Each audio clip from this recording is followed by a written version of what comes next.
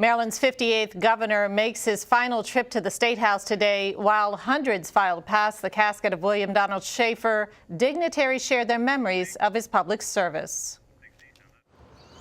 The flag-draped casket of William Donald Schaefer made its way to the State House this morning to lie in state in the rotunda until 2 p.m.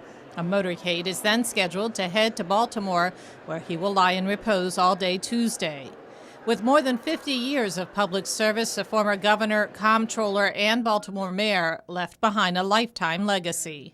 He then came to Irv Covens, who was a friend of both of us, and said to Irv he would like to run, but Irv said to him, "Why don't you run for the city council?"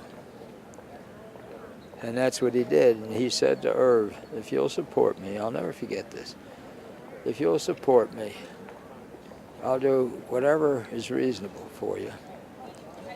But please never ask me to do anything that's going to hurt my religion."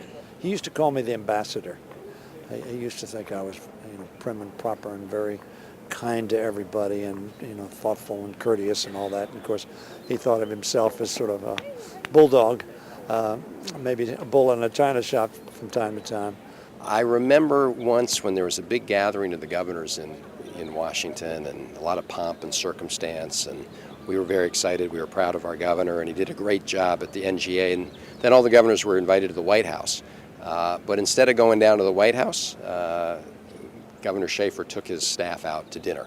He's the kind of person that was able to have his agenda, recognizing that his agenda was indeed for the benefit of the citizens, particularly for Baltimore. Schaefer was also a controversial figure, known for his unusual antics. Well, every day was an antic. When he waved to me, he wouldn't use all of his fingers, and he would get mad at me, and he would go into his closet with his violets and wouldn't come out for hours on end. We'd have meetings. We'd have to wait for him to come out of his closet. What closet? What are you talking about? Well, up on the second floor of the State House, he had a room where he kept his African-American violets. And he'd go into the room and he'd meditate with African-American violets. He died April 18th at age 89. Funeral services are scheduled for Wednesday in Baltimore. And in addition to Marvin Mandel, 3 other former governors were on hand for today's viewing: Harry Hughes, Paris Glendening, and Robert Ehrlich.